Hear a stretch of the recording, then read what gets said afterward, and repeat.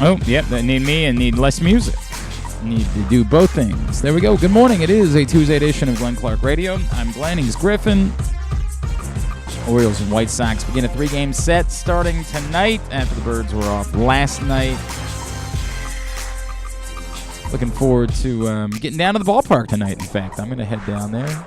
Their buddy Patrick Stevens. Who's pitching tonight? I don't even forgot who was pitching tonight. Austin Vogt against Dylan Cease. Yes, the big showdown. Austin Vogt has actually been quite good since he's come to Baltimore.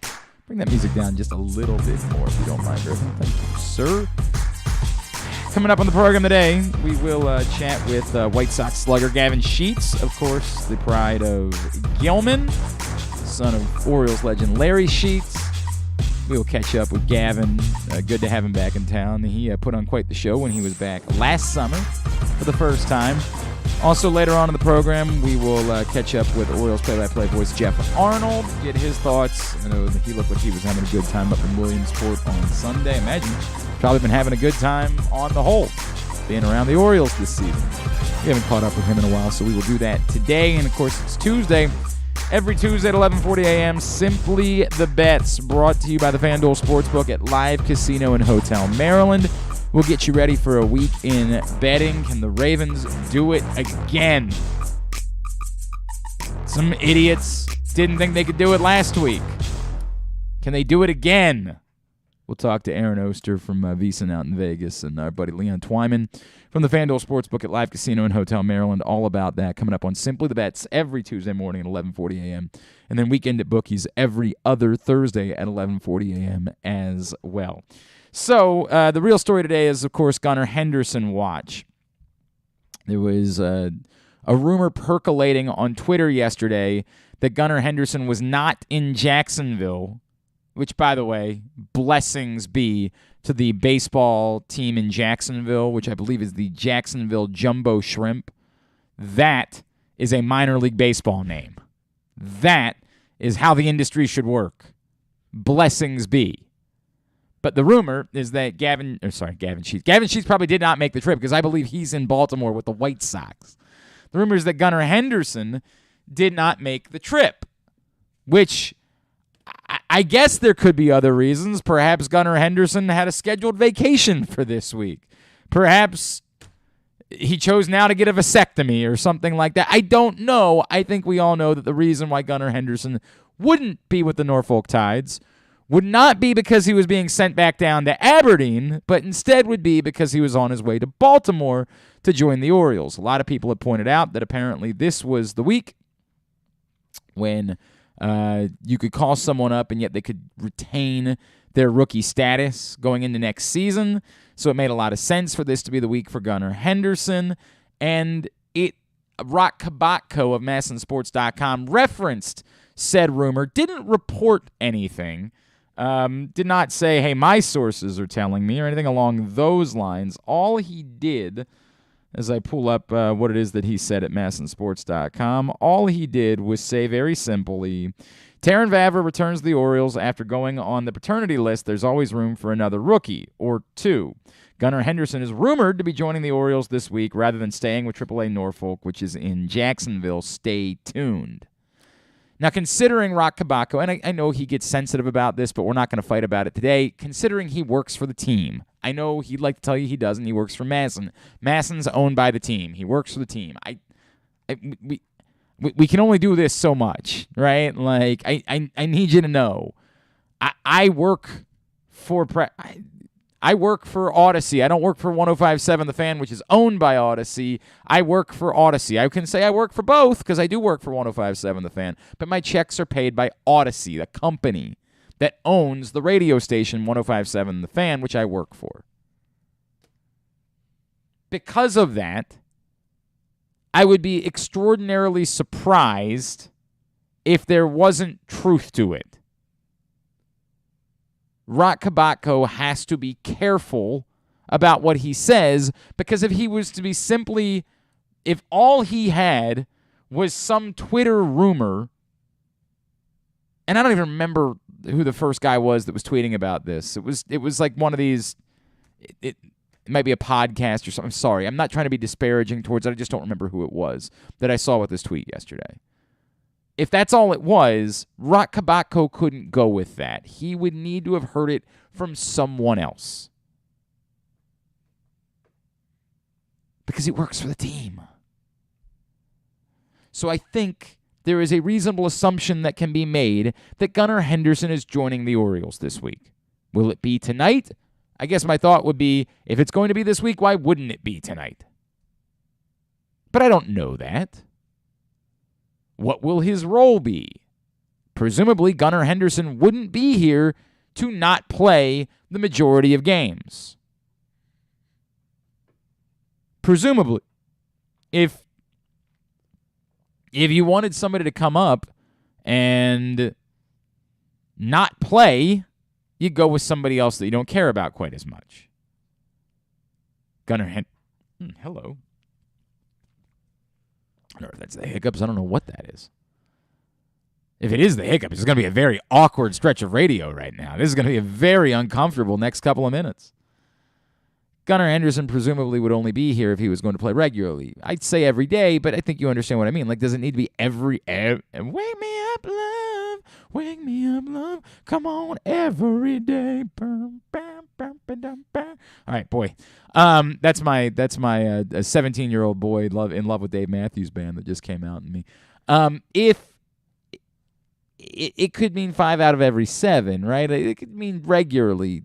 It doesn't have to be every day. It just needs to be a lot. The majority of games. Where? Second base, maybe? They tried him over there. Not the positions that he's been playing. Could be at third base. It could be that you say to Urias, you've got to find somewhere else to play. There's a lot of options.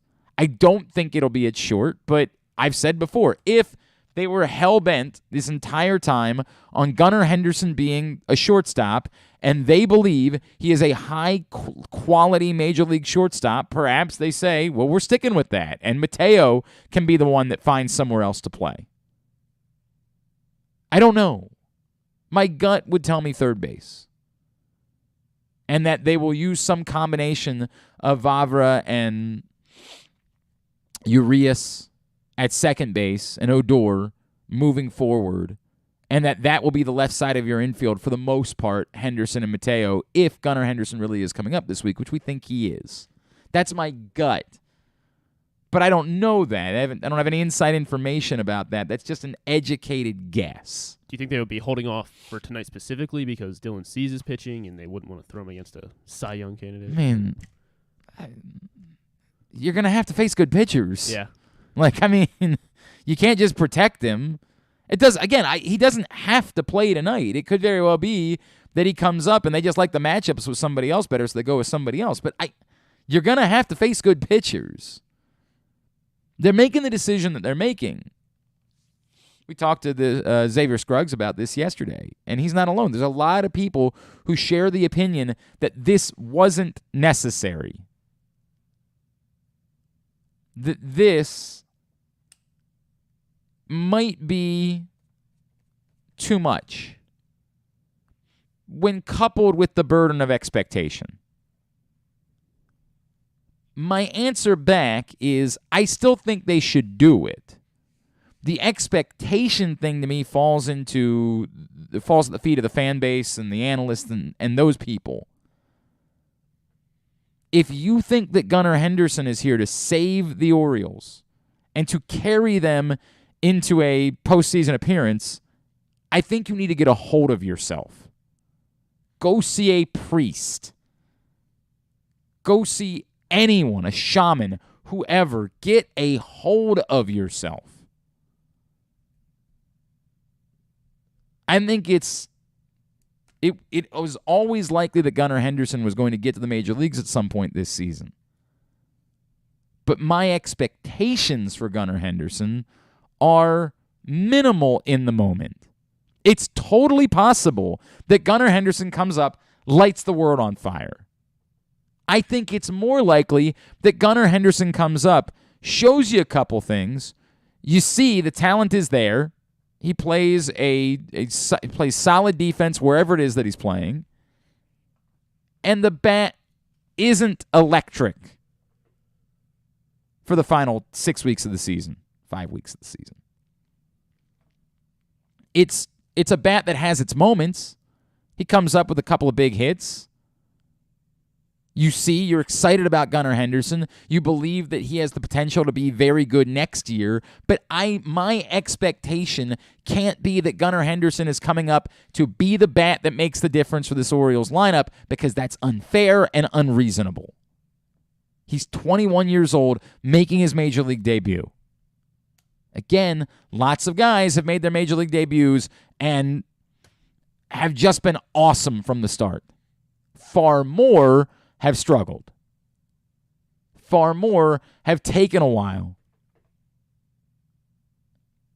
in order to adapt to Major League pitching.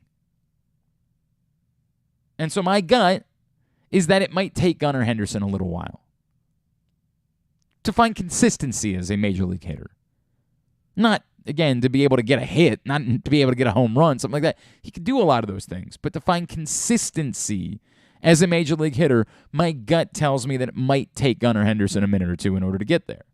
And I'm okay with that. That, to me, does not make this a mistake. The mistake is the burden of the expectation. The mistake, to me, is the people that believe that Gunnar Henderson is going to be what puts this Orioles team over the top. That when you say things like, well, instead of making acquisitions at the trade deadline, these are their trade deadline acquisitions, Stowers and Henderson. That's unreasonable. It would be amazing if it works out that way. I am rooting like hell for it to work out that way. I think it would be absolutely incredible if Gunnar Henderson comes up and immediately is a rock star and provides consistency in this lineup, one more consistent bat. I think it would be unbelievable, but I can't expect it, and it's unfair for me to expect it. And so he can't disappoint me because of it. The comparison everybody will make will be Manny Machado coming up in late August. Now, let's be fair about a couple of things. Manny Machado was thought of even more highly than Gunnar Henderson. Manny Machado was a top 5 MLB draft pick. There were comparisons between Manny Machado and Alex Rodriguez when he was coming out of high school. Gunnar Henderson has risen as an overslot guy. He has risen throughout his minor league career to be a highly thought of prospect. But nobody is comparing Gunnar Henderson to Manny Machado. But the comparison of when they were brought up and in the midst of an unexpected playoff race is, of course, completely fair. No one thought the 2012 Orioles were going to be a team that was going to find their way into a playoff race. No one thought the 2012 or 2022 Orioles were going to find their way into a playoff race. But yet here we are in late August, and they're there. Manny Machado, when he came up, hit .262, got on base at a .294 clip, and hit 7 home runs in the span of 51 games.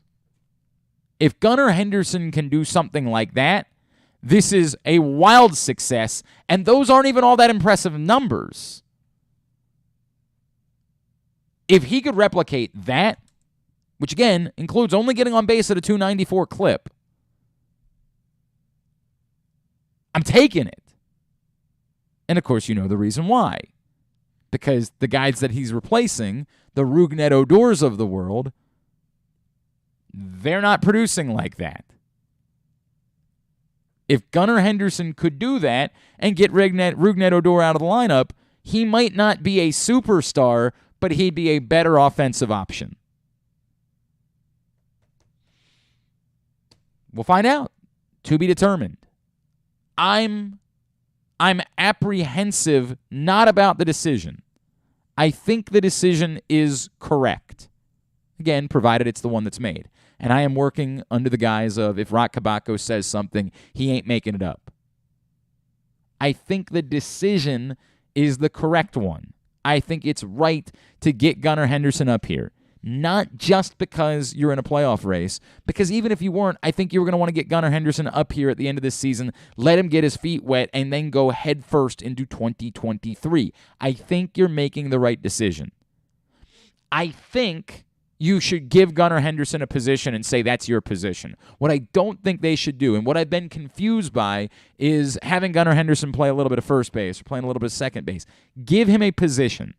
Again, the direct comparison, Manny Machado didn't play third base at all in the minor leagues. He was playing shortstop the entire time. When he got called up, he was pointed to third base. We found out later that he was secretly working at third base before every game. Every day in the minor leagues, Manny Machado was practicing at third base because the Orioles knew when you get called up, J.J. Hardy is here. We're not moving him off the position. You're going to be the third baseman. I don't know if something like that perhaps has been going on with Gunnar Henderson. He's played plenty of third base. So if he's going to be a third baseman here, I don't know that he needs that. I also don't know that the Orioles haven't decided, no, Gunnar Henderson is our shortstop, come hell or high water. We'll find that out. What I would do is give him a position. Say, go over there, get comfortable, play. Don't be so worried about where you might be playing from one day to the next that it affects anything else you do in your mental preparation in order to play this game. Here's your position. Play it. Be ready to go. You're going to be in the lineup the majority of days. We're not moving you somewhere else. We're not playing you somewhere else on another day in order to get somebody else back in the lineup. You're here. You're the third baseman now. Go do it. That's what I would do. Believe it or not, I do not have a baseball PhD. I know you're all very surprised by that because I have so many PhDs. None of them are in baseball. So I get it. There are smarter people than I. But that's how I would handle it. Call up Gunnar Henderson, you're the third baseman. We'll revisit it whenever we need to revisit it. But if you're here and we think you need to be here and we think it's important that you're here, we're giving you a position. That's the position you're playing. Go for it. And yes, Ramon Urias had a hell of a July. He was a very important part of the Orioles getting to this point. But we need to be honest about Ramon Urias. That hasn't withstood. That goofy question we asked about, should they trade Ramon Urias at the trade deadline, or is he too important? Well, we probably have our answer. Which isn't to say I think he's garbage. I want to make that very clear. I'm not trying to crap on Ramon Urias either. But I think we know at this point that was... We're all over the top. We were a little over the top in the way that we were reacting to Ramon Urias. So we'll wait. Presume there's an announcement coming at some point today, but it looks like Gunnar Henderson will be here and will be part of this thing moving forward, and we'll see. It might look like the smartest decision anyone's ever made. It might be the final piece of the puzzle of pushing this team into the postseason. Even if it's not, I don't have a problem with the decision. The only problem I have is with the expectation. I think the Orioles would be doing the right thing. I think we have an obligation and a responsibility to not set someone up for failure. No one's saying don't be excited. If Gunnar Henderson, by the way, I didn't even think about that. If I'm going to the game tonight. If Gunnar Henderson's announced in the lineup for tonight's game, be excited. Hop on the light rail. Come down. Go to the ballpark. Well, I don't know if I encourage the light rail. However you want to get to the ballpark. Take a $1,000 Uber, whatever it takes. Get to the ballpark. Enjoy your night. Come say hello. Bring me a hot dog straw for my beer. Do whatever you want to do. I'd be excited about Gunnar Henderson. Just be reasonable about what it is that he would be likely to do in this stretch as he begins his career. Today's show brought to you by your local Toyota dealer and buyatoyota.com. We've been talking a lot recently about the Toyota Tacoma. The Toyota Tacoma comes in a range of models and trim lines. You can choose the perfect Tacoma to reflect your unique personality and driving habits. Check out buyatoyota.com for deals on new Tacomas from your local Toyota dealer today. It's been a while since we caught up with our friend and Orioles play-by-play voice, Geoff Arnold. It looked like he was having a good time up in Williamsport. He's with us now here on GCR. Geoff, what's going on, pal? GCR, what's going on, man? How are you? It's been a while. I'm doing well, dude. I'm doing well. I mean, it's been This summer's been a lot more fun than I expected it to be. I imagine that's been a pleasant thing in your life as well.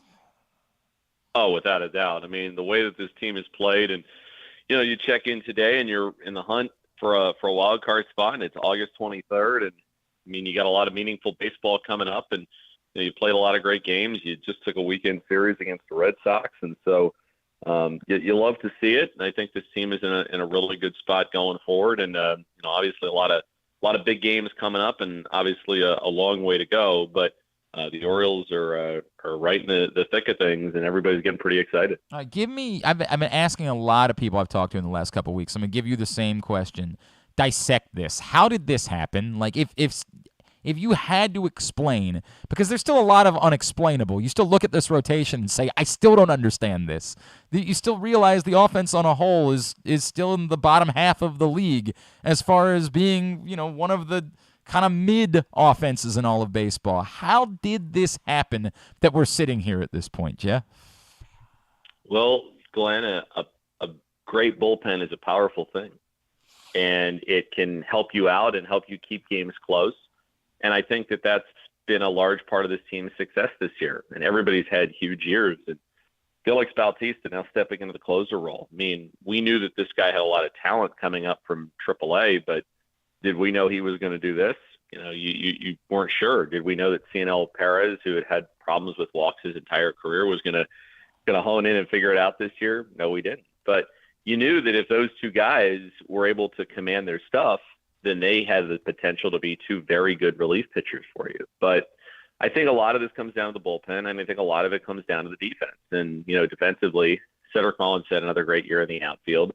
And Jorge Mateo has been huge as your shortstop this year. I mean, he's made a lot of electrifying plays, and he's made that left side so much better than it was a year ago. I mean, we consider last year all the different shortstops that you had and how you're shuffling through guys, and sometimes you had problems turning double plays. And this year at the very top of the major leagues, and double plays turned, and then I think your starting rotation, to where it was, but you kind of look at how it's been doing recently, and stories like Austin Both and Dean Kramer, who pitched well again on Sunday, and some guys are starting to figure things out at the very end of this year, at a time where I think the Orioles really need to order to rest that bullpen a little bit. So I think a lot of it comes down to bullpen. I think a lot of it comes down to defense, and then offensively, you find a way at the end of games to win. I think at times that you're on the edge of your seat, and you would hope that you could score 4 runs in the third inning every once in a while and make it a little bit easier. But when your bullpen has been as good as it is, I think that's a large reason I think there's why no this doubt. team is doing what it is. I think the outfield defense too, man. Like, just the range they cover and helping to lift this pitching staff. I think it almost goes unnoticed, right? Like, I think there are times where and I know you guys talk about it all the time, but like, how in the hell did that look so easy? That's a ball that should be a double in just about anywhere else, and Cedric Mullins is easily tracking it down somewhere. Like, it's unbelievable. Jeff, you bring up Jorge Mateo. Of course, there's a lot of rumors percolating about Gunnar Henderson and when he might be here. Are we at the point where Jorge Mateo is the shortstop and needs to be the shortstop kind of until he would show that he couldn't be? Like, are we at the point now where, batting average for the season or for his career be damned, he's come around enough offensively that when you add in the defense that he provides there, you can't even think about putting someone else at that position at the moment? Well, this year, I mean, I think if you look at what they're doing with Gunnar Henderson right now, you're having him play second base, you're having him play first base. He's played third base in the minor leagues, played shortstop in the minor leagues. So, but Jorge Mateo has been one of the best shortstops in all of baseball this year defensively, and that's made a big impact on this team. And what's going forward, we'll have to wait and see. I think that remains to be seen. I think one thing that kids should consider as well is what's going to happen if the shift is banned. And then you're going to need somebody really athletic who could play second base going forward. So that's something to consider too. So maybe it's just a thing going forward where Gunnar plays short, Mateo plays second. We don't really know at this point just how it's all going to unfold down the line. And you're never sure when it comes to injuries and other things like that. And there's just so many. It's very hard to look that far ahead. But I think for right now, Jorge Mateo has shown how good of a shortstop that he is, and it's why you have Gunnar, who could play third base, and you have him getting reps at second base, and he's started to take some reps at first base too, so you have some other options. But I think the way that Jorge has played and kind of what he does, and he's been a really pleasant surprise at shortstop this year, because when we came into this year, nobody really knew what to expect. You knew that he was athletic. You knew he had a really strong arm. He was a really talented, naturally talented guy. But being an everyday shortstop was never something he'd had a chance to do before. And he quickly showed that he was up to the task. And now he believes that I'm in the major leagues and I belong here. And that's a pretty powerful thing. And it's coming at a time where the Orioles really need him to believe that, and where this whole team is believing that they're a playoff team and they can do some damage the rest of the way. Geoff, again, we'll wait to find out officially whether or not they are calling up Gunnar. I said earlier, I have no problem with that being the decision. I get it on many fronts. It's not just they're in a playoff race. That I think even if they weren't, it would be smart to try to get his feet wet and get him a taste of the bigs before he's an everyday player in 2023.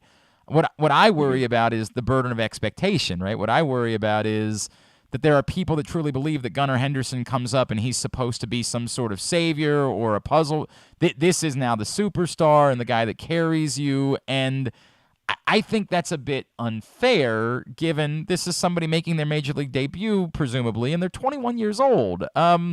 What would be a fair expectation level? You've, of course, been through this for years, having been in the Orioles minors for a long time, seeing so many of these guys come up.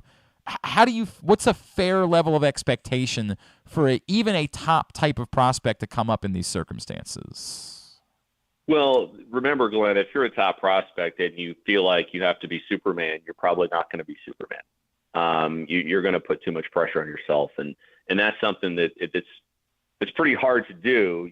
At this point in the time when you're coming into it, I think it's important to remember, like, look at Adley Rutschman's first 22 games or something like that, and he was hitting balls hard, and you could tell that it was there, and the defense aspect was already really good.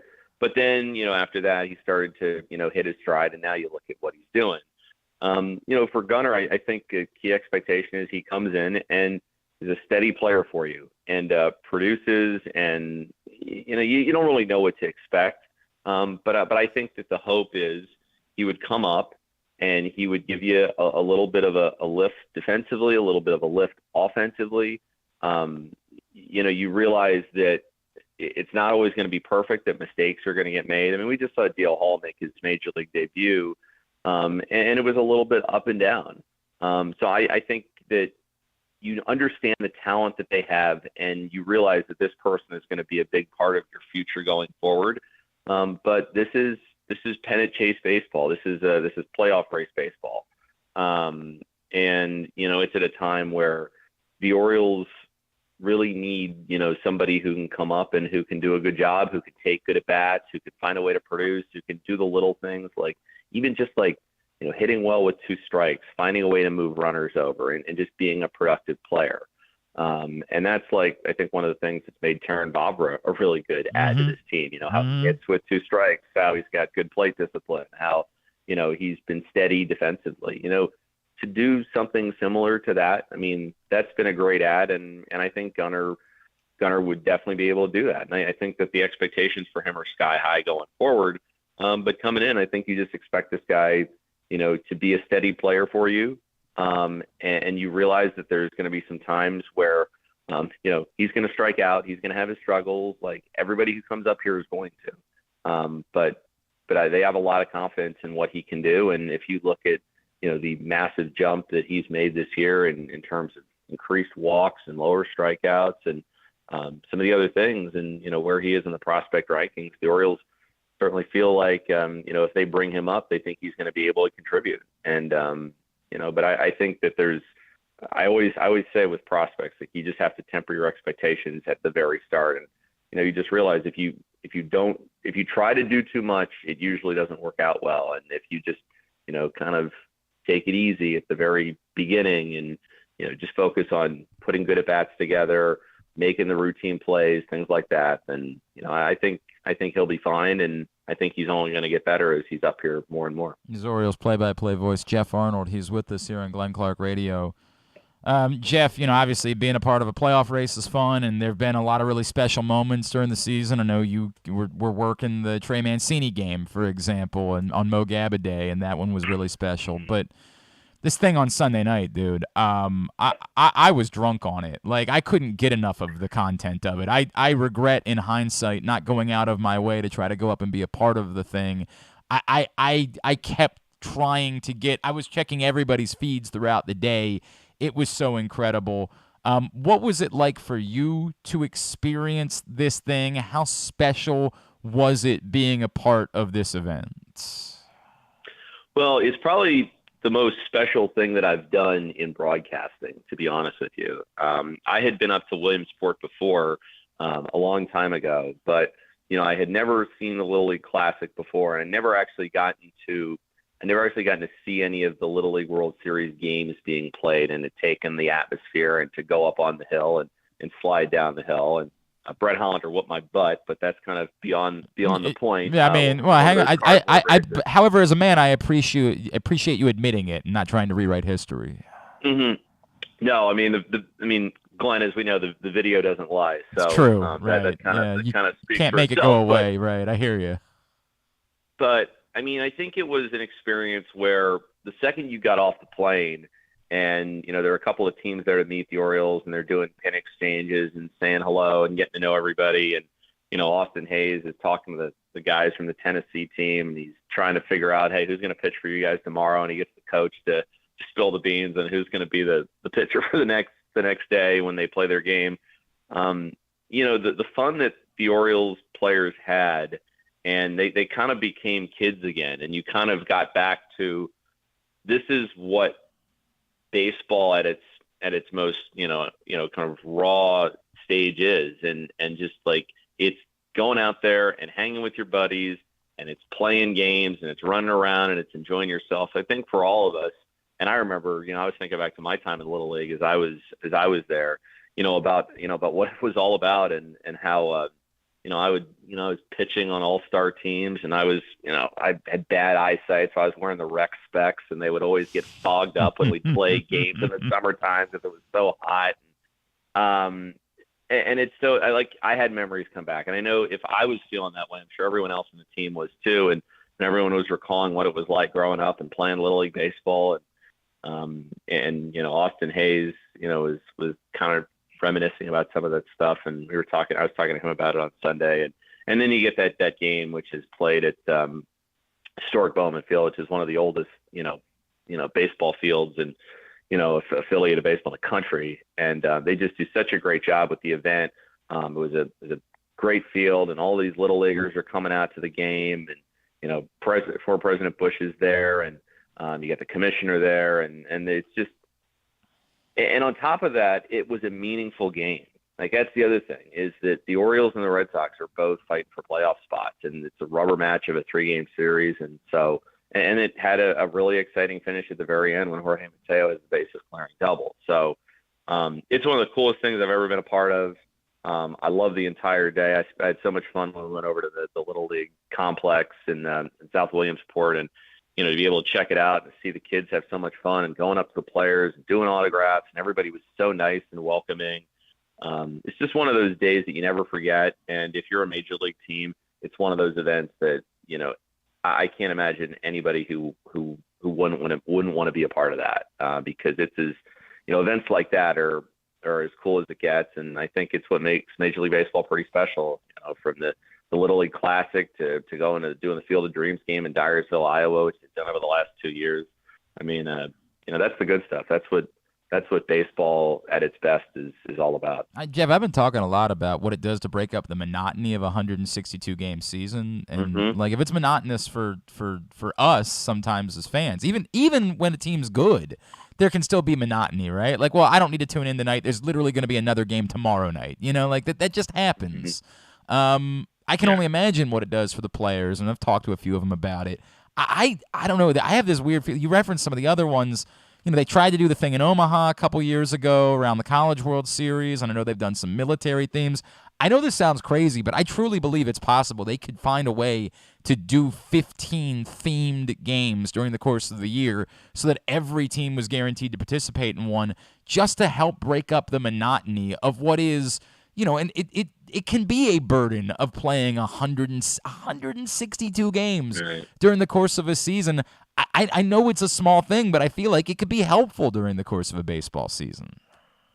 I think it could be. I think the one thing you got to realize, though, is that, some of these events which they do are especially meaningful, and they take on extra, that they're extra special because they're not a lot of them, and I think that, you bring up a good point. And I think that's one of the things that everyone enjoyed about the game was like, it's time. It might be a time where you are where you are in the standings, and you're trying to, you're obviously trying to win this game. It's a very important game, but at the same time, it does help to just be able to, do a slide down the hill, and to be able to, hang out with the little leaguers, and to maybe be able to, like Ramon Urias did, connect with Team Mexico and take pictures and sign autographs and things like that. It's memories like that you'll cherish forever. And the Little League Classic is special. And I'm sure that there are a lot of teams that would love to be a part of it. And the Orioles are really fortunate that they were a part of it this year. And I'm glad that the Orioles and Red Sox had a chance to play in this game again after what happened in 2020. I'm privately pushing for a Sandlot theme game every year in Utah. I don't know what they're doing not thinking up that concept. Let's make it happen. Geoff, before I let you go, I'm sure you're aware. You're, of course, on the internet. Are you in or out on a hot dog straw guy from the Yankees game last night? Hot dog straw guy? I was with my girlfriend last night, so I don't know if Are you serious? You're not aware of hot dog straw guy. So hot dog straw guy. No, I will say this. I didn't spend a lot of time on Twitter last night. Okay. Yeah. So what's happening is there was a video of someone at the Yankees game last night literally cutting or poking holes on either end of their hot dog and then using their hot dog as a straw for their beer.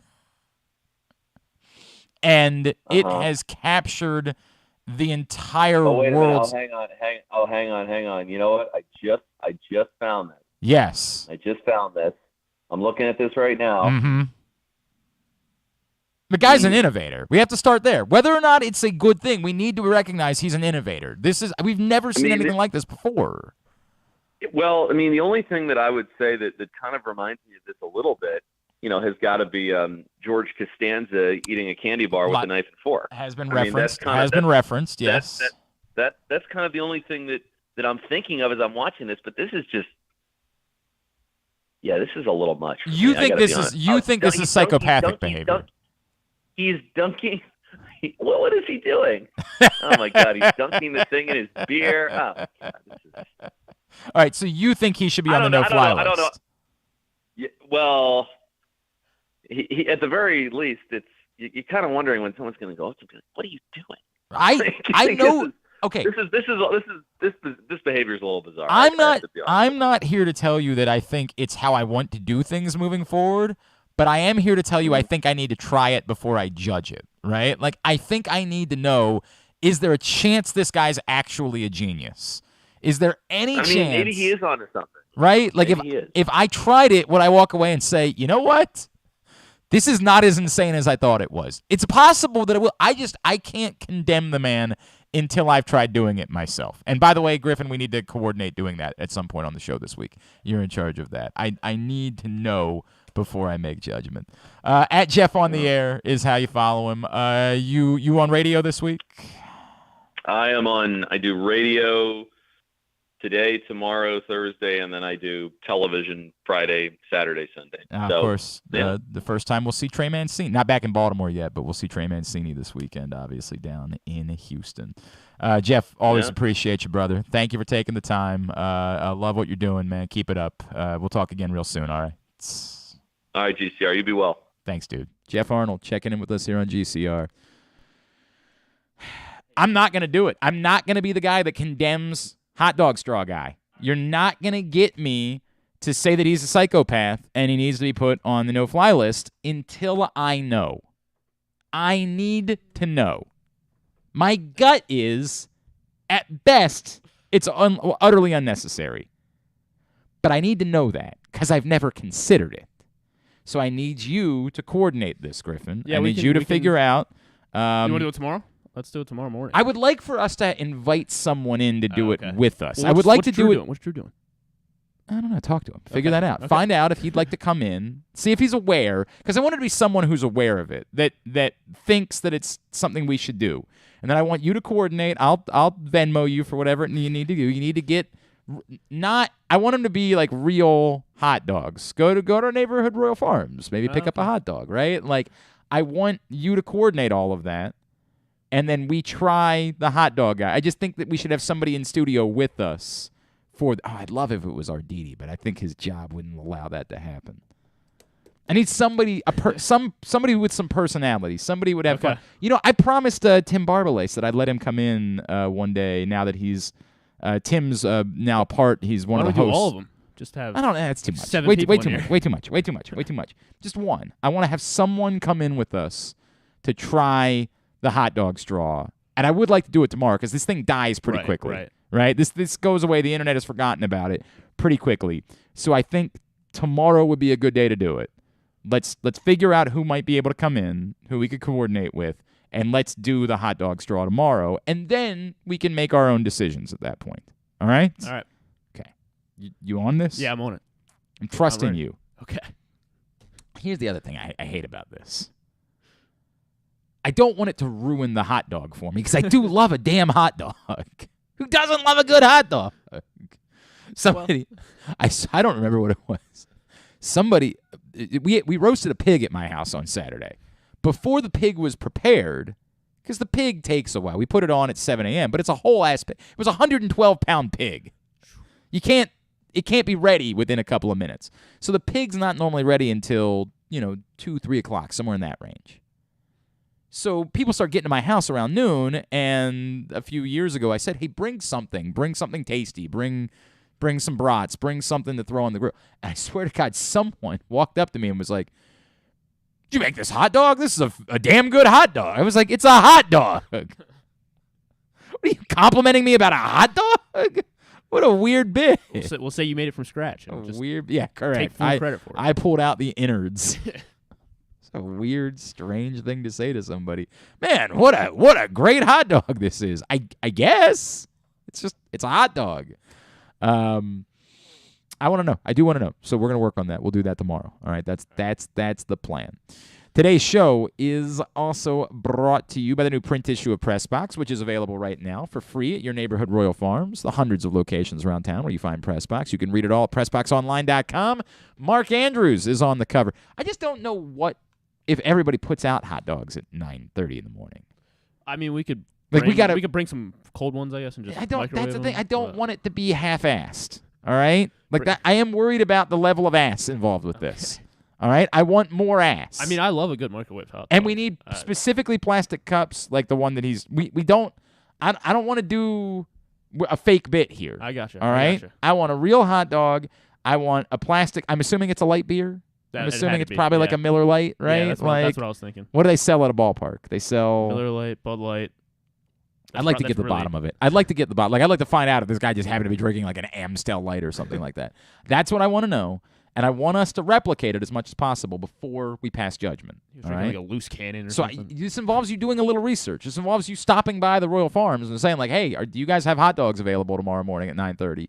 Getting that answer, all right? I need you to take ownership of this thing. All right, I will. All right? I'll cover the costs. Okay. It's fine. It shouldn't be a lot. It's 3 hot dogs and 3 beers and some plastic cups. Like, we should be able to handle this. But I need us to handle it. All right? All right. All right, you're on it. I'm on it. I was saying about Mark Andrews. He's on the cover of the new print. And here's another print issue of Press Box. Available for free at your neighborhood Royal Farms, any of those hundreds of locations around town where you find Press Box. Read it all, PressBoxOnline.com.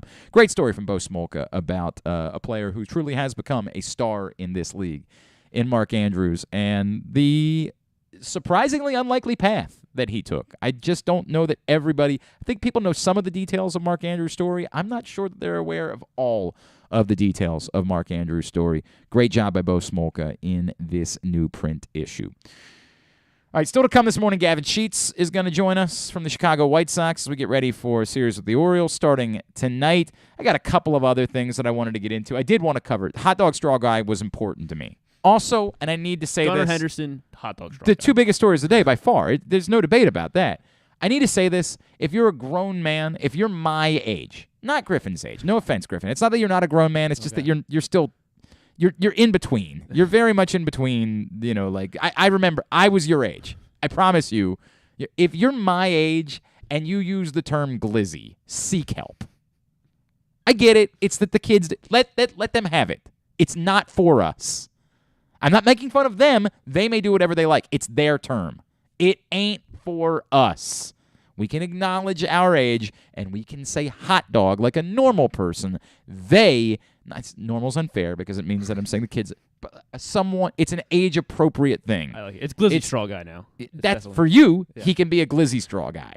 For me, as a man who's about to turn 39 years old, no, it's a hot dog. That's what it is, and forever will be. Let someone else have glizzy. We have our own things, the things that we say, and they show appropriateness of our age. Let them have their things. Not a sermon, just a thought. It's Glenn Clark Radio. Swagger is a daily fantasy sports site created for sports fans who want some skin in the game and a real shot at winning. Forget plus-minus odds, Swagger uses points for a better way to understand probabilities. If you're tired of losing because of one bad pick, with Swagger, you don't need to be perfect to win. You just create a lineup of 4 to 10 simple player props and score points for the ones you get right. So you can be half right and all right with Swagger. Swagger offers the most player props and biggest payouts of any DFS site, as much as 50 times your buy-in. Plus, you can play all the major pro sports, including your favorite local teams. If you're ready to play, visit playwithswagger.com/pressbox to sign up, and Swagger will give you $10 free to try them out. Plus, they'll match your first deposit 100% up to $100. It's free money to play with Swagger. Swagger, daily fantasy for all fankind. Playwithswagger.com/pressbox. Stan the Fan here, welcoming back one of my favorite sponsors, the Costas Inn. And everybody around Baltimore knows the Costas Inn is a great place to go and grab crabs, steaks, salads, soups, whatever's on your mind to eat in person. But did you know that the Costas Inn has upped their game? They are now one of the premier takeout places in Baltimore. Give them a call now to order your food, 410-477-1975. That's the Costas Inn, over 4100 North Point Boulevard. The biggest pro wrestling stars today and all time all have one thing in common. You've heard them on Jobbing Out. Matt and Nick Jackson, the Young Bucks. Thanks for having us, man. Appreciate it. The great Kurt Angle. Thanks for having me on the show. I appreciate it. Matt Riddle. Yeah, man. Thanks, man. The champ, Drew McIntyre. Oh, thank you for having me. Bill Goldberg. My pleasure. Charlotte. Thank you so much for having me. Mick Foley is with us. This is the greatest name for a wrestling show I've ever heard. MJF. I'm glad you're happy I'm on this show because I'm freaking miserable. Le champion. Chris Jericho. Le champion. AJ, Aaron, Brandon, and Glenn are talking pro wrestling every week on Jobbing Out. Find it at PressBoxOnline.com/radio, iTunes, and SoundCloud. Make the most out of every day in your Toyota RAV4. Available in hybrid or gas-only models. A RAV4 can get you where you want to go in style. Check out buyatoyota.com for deals on new RAV4s from your local Toyota dealer today. Come experience Maryland's #1 sportsbook this NFL season at the FanDuel Sportsbook at Live Casino and Hotel, the ultimate place for any sports enthusiast. Take advantage of our 24/7 kiosks, massive video screens, and watch all the action from the best seat in the house. With more money paid out than anyone around, make every moment more at the new FanDuel Sportsbook at Live Casino and Hotel in Hanover, Maryland. Please play responsibly. Gambling problem? Please call 1-800-GAMBLER or visit mdgamblinghelp.org. Summer is in full swing, and so is the summer seasonal menu at Glory Days Grill. Start with the opener, flash fried pork belly with their popular Korean No. 2 sauce, and try their South Carolina barbecue chicken, or backed by popular demand, the lobster roll with grilled corn. Also try the irresistible crab and lobster fries, or the very berry salad with chicken. And for dessert, the Cracker Jack sundae with a waffle, ice cream, and Cracker Jacks. This menu will be gone. Find out more and get your order in at glorydaysgrill.com. Glory Days Grill, great food, good sports. To follow the show on Instagram, it's just Glenn Clark Radio. And to follow the show on OnlyFans, wait, I don't think you're supposed to know about that one. Any hoodle. Take it away, boys. All right, back in here on GCR as we continue on a Tuesday edition of the program. Gavin Sheets is going to join us just in a few minutes ahead of the White Sox coming to Baltimore this week to take on the Orioles. If you missed it last night, Stan the Fan Charles, Ross Grimsley caught up with great Scotty McGregor. That show available right now, facebook.com/PressBoxSports. Click on the videos tab or go to youtube.com/PressBoxOnline. Or PressBoxOnline.com/video. Stan the Fan, Ross Grimsley, and Scotty McGregor talking baseball. You can't ask for a lot more than that. Couple things I want to get to here, and then before we chat with Gavin Sheets. One, when we had Jamie Kaiser on the show last week, the Maryland basketball commit, we had talked about the fact that he was working on trying to get Deshaun Harris-Smith to be the next one. Deshaun Harris-Smith is also a 4-star recruit, also a DMV guy, someone who's originally from Fairfax, plays for Paul VI, and who has been hotly pursued not only by Maryland, but also by Indiana, Villanova, Xavier, Penn State. This is a well-thought-of local prospect for next season. He is set to make his announcement on Wednesday night at 6 o'clock.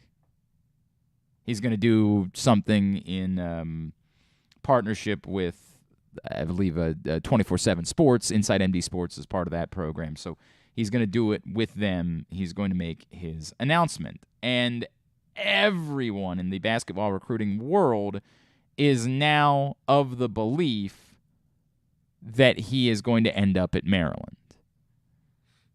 On3 Sports put out a crystal ball projection, and they list Maryland's chances at getting Deshaun Harris-Smith at 90%.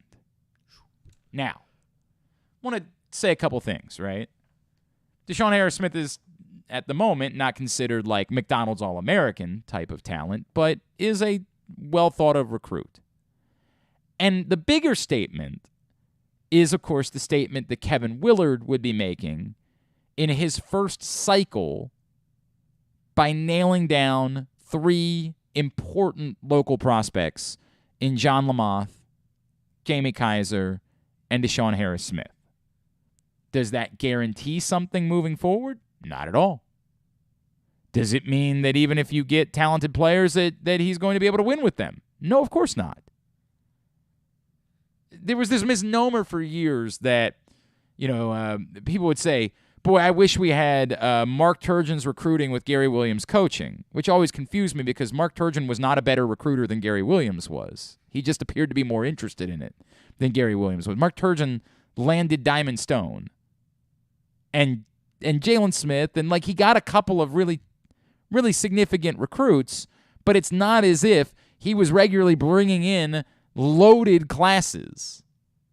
He got talented players, but so did Gary Williams. We try to rewrite history and make it seem like Gary Williams was only ever taking 2-star kids. That's not the case. Now, yes, he was an insanely great coach and was able to coach more out of mid-level prospects than anyone else could. But Gary Williams also landed very highly coveted prospects. Mike Jones was a highly coveted prospect. Travis Garrison was a highly coveted prospect. Chris Wilcox was the North Carolina State High School Basketball Player of the Year in North Carolina. I'm not sure if you've heard, there are schools down there that care about basketball. And yet Gary Williams was able to get him, and his staff, let's be very, very clear about that. Landing talented kids means nothing. These kids might not pan out. Mike Jones never panned out. He was a McDonald's All-American and barely played because he was a liability defensively. It doesn't really mean anything. But in trying to figure out how to judge Kevin Willard before he gets the opportunity to prove something with wins and losses, it's another sort of check in the box of things that you like. You like that he's scheduling some higher profile non-conference games. That adds some excitement to the program. It adds some excitement to a season. Maryland is going to have a hard time being particularly good this year. But an early season game against UCLA is exciting. Should get a lot of people in the arena. I like that. That was a check for me. And yes, I thought he said all the right things in the press conference and the interviews that he did afterwards, including with us, and I like that, and I gave that a check. Hitting the ground running and prioritizing local recruiting and getting kids from both Baltimore and D.C. and the DMV area that are highly regarded is another check. Does it guarantee anything? Not at all. Guarantees nothing. But I don't have enough to judge by in terms of wins and losses. He hasn't coached a game yet at Maryland. And even if this team is not particularly good this season, it will be difficult to judge him by it because it's mostly not his team. You do have to be fair and give guys time. Of course, we've seen stories. Iowa State a year ago was a team that was able to turn things around very, very quickly, led by Isaiah Brockington. It can happen, but it's still tough and probably unfair to judge by that this season. So in judging by some of the other things, and again, we have to await the official announcement from Deshaun Harris-Smith, but it's expected to come tomorrow. And it's looking good for Maryland. And there's no way of getting around it. That's a good thing for Kevin Willard, the staff that he's put together, Tony Skinn and company at Maryland, for the new foundation that they're attempting to lay for this program. You're not going to get me to say Kevin Willard's the greatest coach in the history of basketball because I have no idea. It's not all goat and trash. There is subtlety and there's nuance. And the nuance here is it's another good thing. It's another check. It's another thing you'll like about what a coach is doing before the games are being played. But they still have to go out and prove that you can win. Like, that's still the part. Like, and win specifically in the NCAA tournament, and win specifically in big late-season games, and win specifically when it matters. That will be the ultimate, no matter what Kevin Willard does as a recruiter. He will ultimately be judged the exact same way that Mark Turgeon was. Do you win the games that matter? Or enough of the games that matter? Obviously, you can't win all of them. And Mark Turgeon didn't. And that was his undoing at the University of Maryland. Not a bad guy, not a bad coach, just someone who didn't win enough of the games that mattered. Kevin Willard can do all these other things. And people can complain about other things, that Mark Turgeon stopped caring about recruiting some years ago and was more willing to try to go the transfer portal route to put teams together. You can criticize Mark Turgeon for other things, but if he had put together programs that won big games via the transfer portal, that would have been fine. You get talent wherever you want to get talent. If Fats Russell can go win you a Big Ten tournament and get you into the Sweet 16, everybody's going to be happy. I don't care how you put your roster together. Yes, I like the idea of it being more local players, because we all think the talent is here, that if you could just get them to care, that you should be pretty good. But if you can put together a national championship caliber team and not a single one of them is from Maryland, that's okay by me too. I mean, I prefer it. It meant more that Juan Dixon led Maryland to a national championship. It meant more that Lonnie Baxter was a local guy, and there was a Baltimore and D.C. guy, and those are the ones leading Maryland to a national championship. But did we care at all that Steve Blake and Chris Wilcox weren't from here? No! Did not care. It's a good thing. Good thing. Thumbs up. On board. Now you got to go win games. Casey pointed out earlier when we were talking about Gunnar Henderson, and it's fair. Casey Schulman says, well, he's got to be better than Stowers going 0 for 4 with 4 strikeouts, right? And Casey, I alluded to this on Sunday night. When I made yesterday, we talked about this when we were talking about Gunnar Henderson. There are times where guys are going to come up and they're going to look lost. Kyle Stowers, it's not just that he went 0 for 4 with 4 strikeouts on Sunday night. It's that somehow it was actually worse than that. He was lost. He was nowhere close. There were some swings out of his shoes. There were some swings in the mix on Sunday night where I was like, dude, this guy, like almost like the pressure of a national TV game and knowing that like all of his buddies were going to be watching it and like trying to do something special on a national TV game was getting to Kyle Stowers because some of those swings on Sunday night were brutal. I mean, were just wild. That doesn't mean I don't think Kyle Stowers should be here. It doesn't mean I don't think Kyle Stowers can be a Major League Baseball player. Certainly, we're not going to compare Kyle Stowers to Gunnar Henderson. Kyle Stowers has not been scouted that way. Might very well be that he proves to be a better player than Gunnar Henderson. But to this point, the expectations are Kyle Stowers could be a major leaguer. Gunnar Henderson is going to be a major leaguer and might be a star. But the point being, we have to expect this type of adjustment period. We have to expect that there are going to be moments like this. We have to be okay with that. I don't think the Orioles should run off Kyle Stowers because he had one of the worst games I've ever seen from a major leaguer on Sunday night. I think he should still be playing and getting opportunities because I think that's the way that it works when someone adjusts to being a major league player. I keep saying this to me is not about the Orioles and the decision that they make. If they bring up Gunnar Henderson, I'm on board with it. To me, it's about us. It's like when I have the Isaiah Likely conversation. Be reasonable. You're overreacting to something that's not real. Preseason football is not real. It's a mirage. You're overreacting to it. And you're setting someone up for failure because of it. You're talking like Isaiah Likely is going to be a superstar in the NFL. And maybe he will be. But that's not a reasonable expectation just because of what they did in a mirage of a football game. We, the fan base, and I consider myself part of that. I'm going to go to a baseball game tonight. I'm not wearing any Orioles gear. I'm wearing a red shirt. I'm going to go to a baseball game tonight, and I'm going to clap when the Orioles do good things, and I'm going to root for the Orioles because I'm a fan of the Orioles. And as a fan, I think we need to temper our expectations for Gunnar Henderson. It's cool that he's here. I'm excited about the possibility of what he's going to be for some time moving forward. But if Gunnar Henderson hits 240, I'm not going to be disappointed by that. Because I get it. Most players take a little while to adjust to becoming major leaguers. Bring him here, let him play. And again, at the bare minimum, he should be able to help you defensively and produce a little bit. And if you get more than that, awesome. That's bully for everyone if it works out that way. Just don't expect it.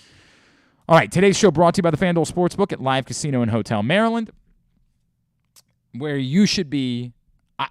You can be there for Week 0 this Saturday, all right? You want to bet on Nebraska Northwestern, be my guest. Bet on Nebraska Northwestern. Bet on Illinois Wyoming. Bet on UConn Utah State. You can't bet on the games involving the 1AA team or an FCS team. It doesn't work that way. You can't bet on those games. But you can bet on all the games between two FBS teams. And I believe there's another one in the MAC. I want to say there's a Nevada, New Mexico State or something like that coming up on Saturday. You want to bet on those games? Place to be for that is Saturday. But it's the following Saturday. That's the big one. That's the juicy one. That one is prime. Ohio State, Notre Dame, Florida, Utah, Georgia, Oregon, Cincinnati, Arkansas. There is a loaded slate of Week 1. There's even some sneaky games that I look at like, I want to say something like North Carolina might be traveling to Appalachian State or something like that. Indeed they are. Like, there's some even sneakier games as you continue to look at that schedule. Who's traveling? Somebody's playing at East Carolina in week 1. Like, East Carolina is hosting 13th ranked NC State is going to East Carolina. And I know that they should win that game, but, like, that's just juicy enough to be interesting to me. And NC State favored by 10. It's just interesting, right? Like, at East Carolina. Just interesting. Just something I'm filing away. It's such a loaded week 1 slate. The place to be for all those games is the FanDuel Sportsbook at Live Casino and Hotel Maryland. And I keep trying to tell you that wherever it is that you're planning on doing your fantasy football draft, I'm sure it's fine. I'm sure if you're planning on going to Wings R Us, or if you're planning on just heading over to Dave's house and, you know, his wife's going to make a crudité, whatever it is. Hopefully she gets the right tequila from Wegner's. Whatever it is that you're planning on doing, I'm sure it's going to be fine day. I just happen to know that it would be better if you did it on that week 1 college football Saturday in the FanDuel Sportsbook at Live Casino and Hotel while you were betting on all of the games. Just, it's a no-brainer, man. Events at sportssocialmd.com. Events at sportssocialmd.com. Reserve your seat, and you reserve your spot or reserve your entire fantasy draft right now.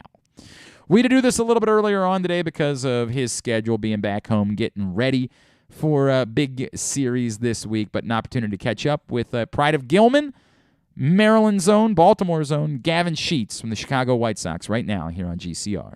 Well, the Orioles and White Sox opening up a series tonight at Camden Yards. That means we get to catch up with an old friend. He is, of course, the Pride of Gilman. He is White Sox slugger Gavin Sheets, and he's back with us now here on GCR. Gavin, it's Glenn. It's great to chat with you, man. Thank you for taking the time for us. Anytime. Thanks for having me on. Dude, I remember what this was like last summer. When we get there tonight, will the numbers be quite like? Will the Gavin Sheets section at the game tonight be the thousands that it was last summer? I'm not sure what to expect. You know, obviously, I know that a lot of my family will be there, which is always fun. But you never know who's going to show up. That's unexpected. So it's always fun to be back home, and definitely looking forward to it. I don't know that we got to talk to you after. I know we talked to you before when you made your debut last summer.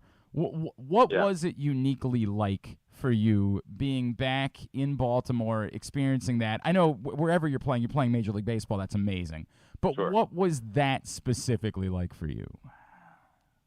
It was super special because it's easy to forget. When you're playing baseball and you're going to places that you've never been, it's easy to forget how special what you're doing is. And then, you come back to a park that you grew up going to, and obviously going with my dad and watching games as a young guy, and then you're on the field playing, and you just remember what it was like going to Orioles games and how special it was. And I think you forget that aspect of it when you're playing at places that you've never been to, and then you come home to where you grew up going to games, and next thing you know, you're on the field playing the game yourself.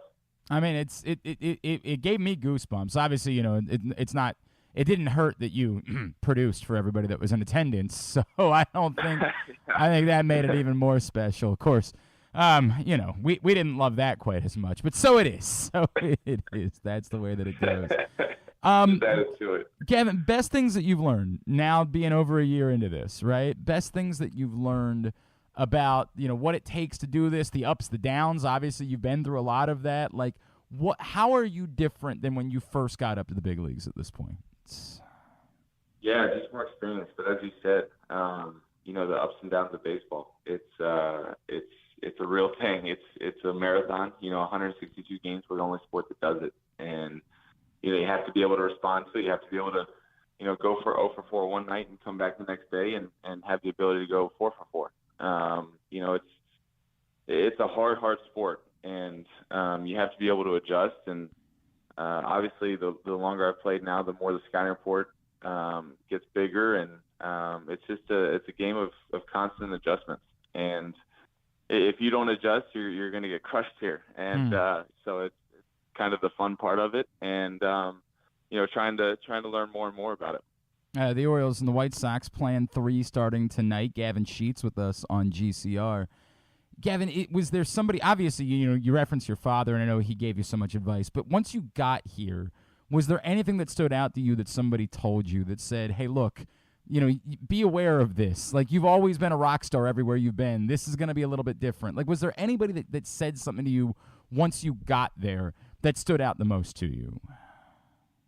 I don't know necessarily if it was something that someone said, but playing with guys like Jose Abreu and Tim Anderson, and guys that have won batting titles and MVPs, and you kind of watch them from afar and see the amount of work it takes, and obviously the amount of work it takes to get to the big leagues is incredible, but one of the hardest things is staying in the big leagues and being successful every year, and you watch these guys get to the ballpark and the way they put in their work, and just from working out and the swings they take, and even in August.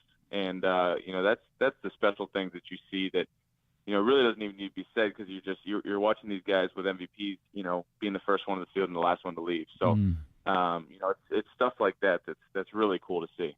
Obviously you're part of an outstanding franchise. I know there are a lot of people that have a lot of opinions about Tony La Russa, but the man is a legend. There's no getting around that, right? Like, the man is an icon in the game of baseball. What has been your experience with Tony La Russa? What have you taken from being around a Hall of Famer day in and day out, and all of the vast knowledge that he has of the game?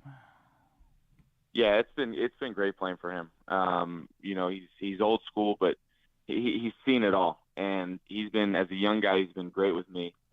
He's pulled me aside a couple times and said, he's told me some things. He's taught me some things that he saw players that he's coached to. And, when you're a Hall of Famer, you obviously have an incredible resume, but you've also coached some incredible players. And so, hearing stories about Albert Pujols and Larry Walker and guys like that, and, what he saw them do that he thinks could help me is, that's always special as well. And, I know he's made some old school moves lately, but I enjoy playing for him, and he's been tremendous to me. We've got a great relationship. Gavin, you've seen from afar, right? Because you still, by the way, I have to address, I remember last fall, Drew and I were planning our annual coat drive, and we were thinking about somebody that we can invite to come hang out with us, and he said, well, I'll just call Gavin and see if he wants to come by. And I said, why the hell would Gavin be here? Like, he's a big leaguer now. He should be in like Arizona or Florida or something like that. Are you really still living in Baltimore year round? Yeah, Baltimore is still home for me. Yes. That's crazy to me, man. Like, why is it important to you to be back here when the season's over and to still be part of this community? It's just a special place to me. Obviously my family's still here. My family on the Eastern Shore, and then obviously family in Baltimore. But a ton of my friends are still here, and just made a ton of relationships that this is still home for me. Wow, it's powerful to hear you. Do you get to go to Ravens games or anything like that once the season's over? Oh yeah. I'm at a lot of Ravens games. That's awesome, man. Yeah, so that's always a highlight of the off season. Dude, that's really cool. I really had no idea that you'd be doing. I swear to God, I had convinced myself, like, dude, he's got to be in Arizona. Like, he's got to be somewhere where it's. Why would anybody want to be in Baltimore in December?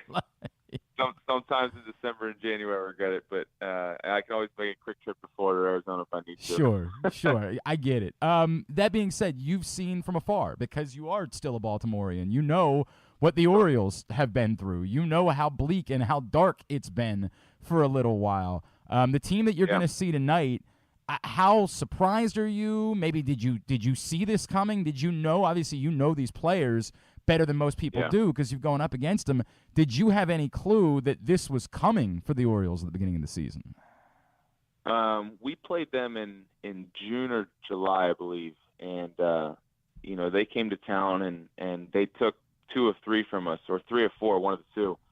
And we were all talking. We're like, man, this is a different Orioles team that we've played. And from the way that just they don't quit. They've got an unbelievable bullpen. They've got a lot of really dangerous bats, and they play extremely hard. And obviously being from Baltimore, I've always kept a close eye on them, and what they're doing this year is incredible. It's great for baseball.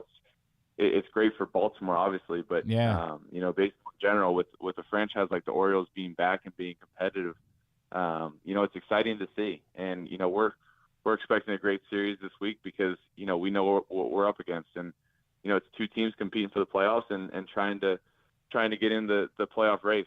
And I think we're both, a game and a half, 2 games back of either our division or the wild card. So, we know very much so what we're up against this week, and it's definitely a different Orioles team than the past. I'm so glad you bring up like what it means to the city, because you do get this like the electricity that comes along, and it's a midweek series, so it won't be the same. Like if this was a weekend series, it would probably be bonkers this week. But like still, there will be in another year there might be 5,000 people there at the stadium tonight. There's going to be real crowds there. You know what it does to this city for the team to be alive in this way. It is the energy and what it means for the entire community. It really is nuts.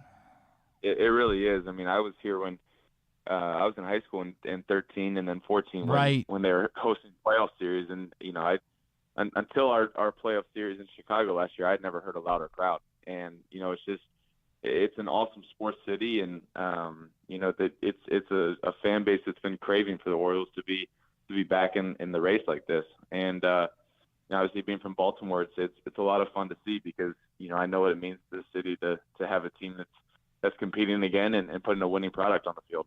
He is Gavin Sheets. Just another minute or two with him here as we're getting ready for Orioles White Sox starting tonight.